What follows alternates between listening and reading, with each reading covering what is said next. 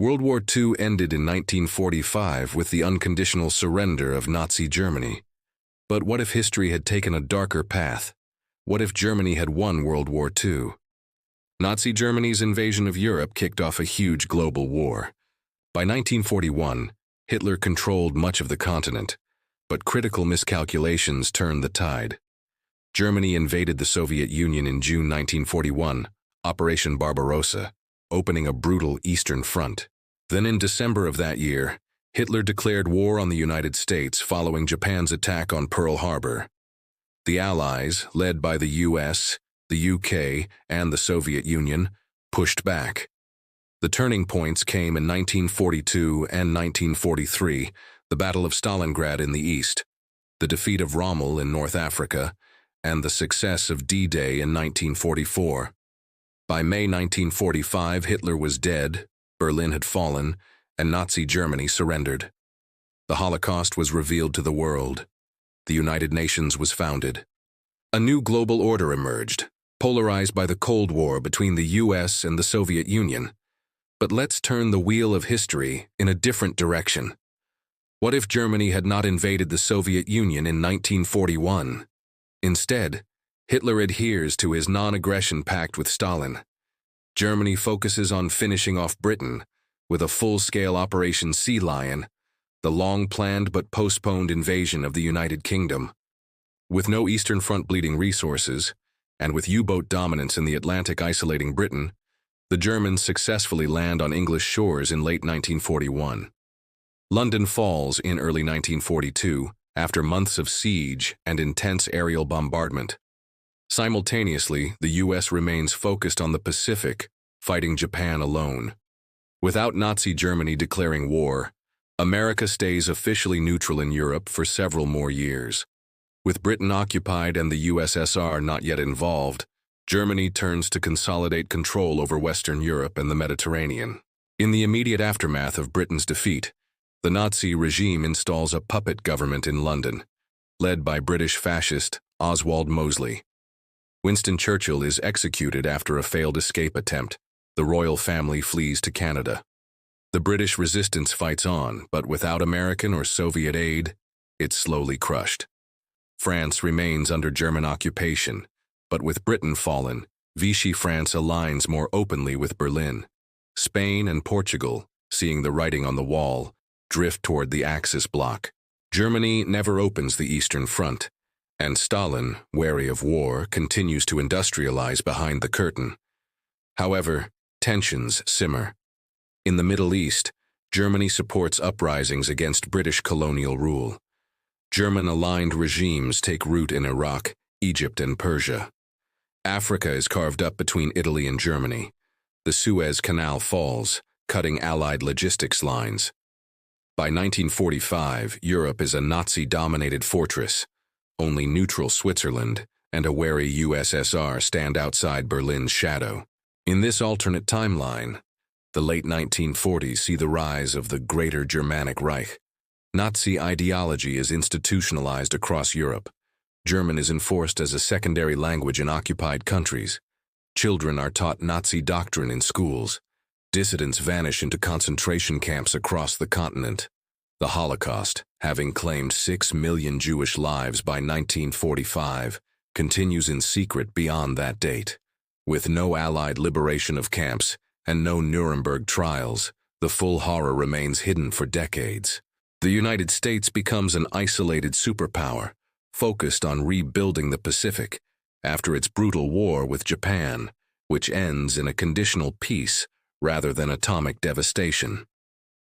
Without a European front, the U.S. has no justification for dropping atomic bombs, and nuclear research slows. Meanwhile, the Cold War as we know it never materializes.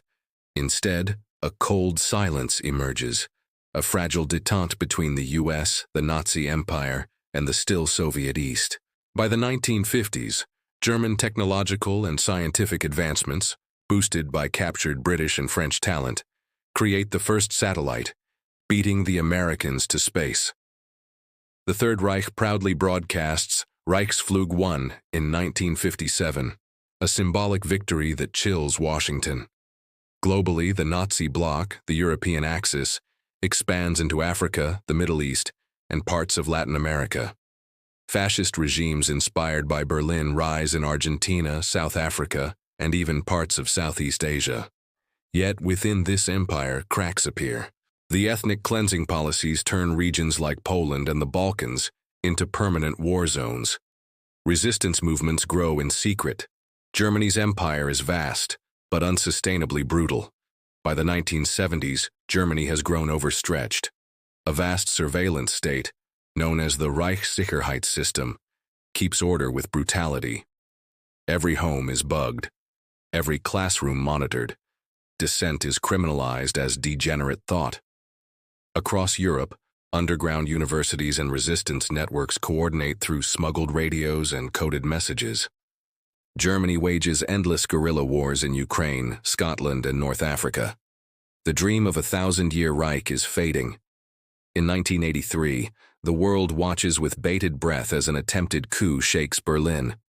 SS hardliners assassinate the aging Reich Chancellor, Martin Bormann, Hitler's successor, and install a junta. Civil conflict erupts. The U.S., still democratic and economically dominant, begins funding resistance cells, including in occupied Britain. The CIA smuggles weapons, propaganda, and even early computers into Europe. By the 1990s, Germany's grip on the empire loosens. The Baltic states break away. Czech resistance overthrows the Gestapo. Spain revolts, inspired by democratic uprisings in North Africa. In 1999, Berlin falls to revolution. Swastikas are torn down. Mass graves are unearthed. A shocked world watches as the German people confront the sins of a century. The year is 2025. The map of the world looks familiar, but the legacy of Nazi victory has left scars. Germany is a fractured state, like post-Soviet Russia, struggling with its past.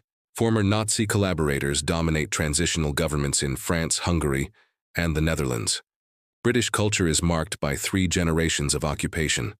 English has become a minority language in some cities. Welsh and Scottish nationalism surge as a form of cultural defiance. The European Union never forms. Instead, a continental rehabilitation alliance works slowly to demilitarize and denazify Europe under UN supervision. Israel does not exist. Instead, Jewish survivors and their descendants form diaspora communities across Canada, Argentina, and Australia.